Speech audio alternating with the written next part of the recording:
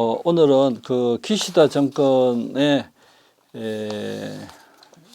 그 미래와 그리고 한일 관계에 대해서 말씀드리도록 하겠습니다.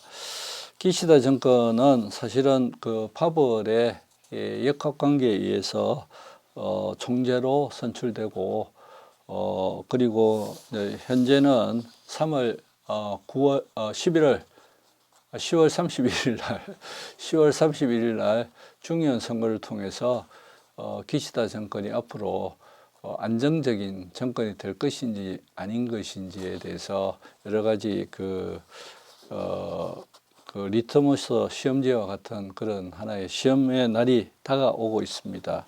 그래서 오늘은 기시다 정권이 사실은 등장하게 된 것은 자민당이 그 서가 정권이 발족하면서 굉장히 높은 그 지지율을 가지고 있었는데 점차적으로 서가 총리라는 사람이 선거의 얼굴로서 역할을 하지 못한다는 자민당의 여러 가지 그 비판적 목소리에 따라서 서가 총리가 단명을 하게 되고 그러면서 총리로서 퇴진 표명을 하게 되죠. 그게 8월 중순에 있었던 일인데 그러고 나서부터 자민당은 점차적으로 이 지지율이 올라가게 되고 이러한 자민당의 지지율의 상승이 기시다 같은 총재가 기시다 같은 파벌의 영수가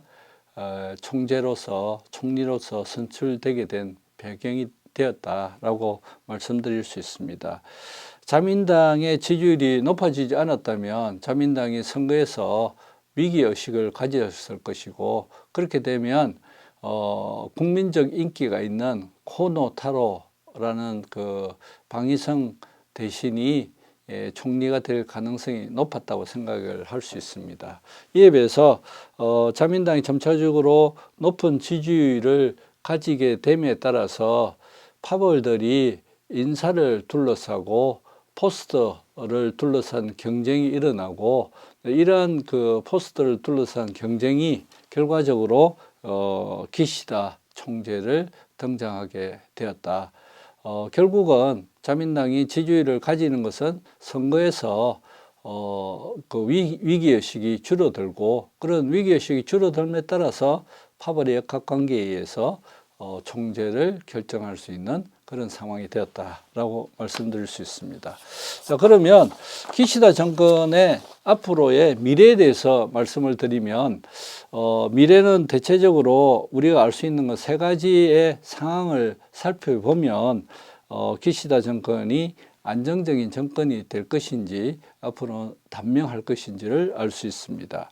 대체적으로 우선 인사정책을 살펴보면 기시다의 정권의 인사정책이 국민들이 바라는 그런 혁신적인 개혁적 인사를 얼마만큼 수용해서 장관이나 자민당 내에 포진을 했느냐 하면 사실은 인사정책에 있어서는 기존의 파벌 역학의 눈치를 보면서 별다른 색깔을 내지 못했다라고 말씀드릴 수 있습니다.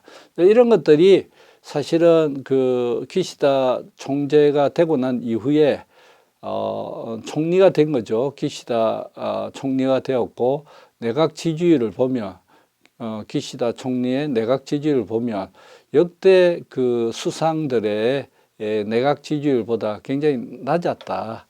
그래서 한 57%를 지금 내각 지지율을 가지고 있는데 이것은 내각이 성립되고 나서 나타난 지지율로서는 굉장히 낮은 지지율을 가졌다라고 할 수 있습니다. 이제 이런 것들이 기시다의 인사정책에 대한 국민들의 실망감을 나타냈다.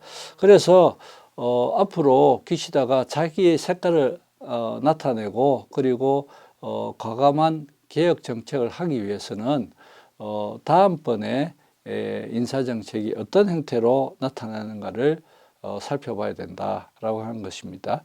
그게 첫 번째고 두 번째는 결국 서가 총리라는 사람도 코로나의 대응에 적극적인 그 성과를 내지 못한 결과로 인해서 결국 퇴진하게 되었는데 기시다 수상도 마찬가지로 코로나에 대응에 얼마만큼 적극적이고 그리고 성과를 낼 수 있느냐가 사실은 정권이 안정적인 정권이 될 수 있느냐를 나타낼 수 있는 바로미터가 된다고 생각이 듭니다. 이런 의미에서는 서가 총리는 사실은 국민들과의 소통을 잘 원활하게 하지 못한 것이 비판의 주 논점이 되었는데 이것을 잘 의식한 기시다는 국민들과 소통을 중시하고 있는데 이게 얼마만큼 성공을 할지는 알 수가 없다라고 생각이 듭니다. 그리고 세 번째로는 정책의 차별성. 아베나 아소의 영향력을 유지하고 있는 현재 상태에서 얼마만큼 기시다가 자신의 독특한 정책을 내세울 수 있느냐가 굉장히 앞으로 안정적이 될 수 있느냐고 중요한 관점이 될 수 있습니다. 그런 의미에서는 기시다는 아베의 정책과 다르게 레이와판 버전이죠. 레이와 버전 소득 배정 정책을 소득 정배 정책을 주장하고 있는데 이것은 신자유주의가 갖고 있는 문제점을 보완하면서 재정 확대 정책을 하겠다고 주장을 하고 있습니다. 이런 의미에서는 얼마만큼 그 재정 확대 정책이 경기를 부양하고 경제를 활성화시키느냐가 앞으로 관건이다라고 말씀드릴 수 있습니다. 이런 의미에서 기시다 정권의 미래는 첫 번째는 기시다가 파벌의 영향력에서 얼마만큼 벗어날 수 있느냐. 두 번째로는 코로나 대응에서 적극적인 성과를 낼 수 있느냐. 세 번째는 정책에서 차별성을 낼 수 있느냐. 이것에 대한 결과적으로 국민들의 심판은 10월 30일에 중의원 선거와 내년 7월 달에 참의원 선거에서 심판의 날이 다가올 거라고 생각이 듭니다. 그런 의미에서 중의원 선거의 향방, 중의원 선거에서 얼마만큼 의석을 확보할 수 있느냐. 특히 자민당이 단독 과반수를 확보하게 되면 기시다의 수상의 당내 장악력, 자민당을 중심으로 한 당내 장악력은 높아질 것이고 그렇게 되면 기시다 색깔이 뚜렷하게 나타나면서 국민들이 여기에 지지를 하느냐의 갈림길에 설 거라고 봅니다. 그런 의미에서는 내년 7월에 참의원 선거가 결과적으로 기시다 정권이 안정적인 정권이 될 것인지 아닌지를 나타내는 중요한 바로미터가 될 것이다. 그런 의미에서 한일 관계를 전망하면 많은 분들이 한일 관계는 굉장히 부정적으로 생각하고 있습니다. 그 이유는 기시다 수상이 생각하는 한일 관계의 여러 가지 주장을 보면 세 가지를 주로 이야기를 하고 있다. 첫 번째는 한국은 약속을 지켜야 된다. 두 번째로는 한국의 보홀이 있다. 결국 한국이 어떻게 대응하느냐에 따라서 일본이 대응할 것이다. 세 번째, 한국은 주요한 국가이기 때문에 대화는 해야 된다. 그런데 세 번째 대화를 하는 것조차도 지금은 하지 않고 있는 거죠. 그 이유는 한국이 약속을 지켜야 되고 한국이 강제징용 문제에 대해서 여러 가지 제안을 해야 된다는 일본의 분위기에 그대로 기시다 수상은 대응을 하고 있다. 이렇게 볼 수 있습니다. 그런 의미에서 기시다 수상의 그런 시기의 한일 관계의 전망은 어둡다.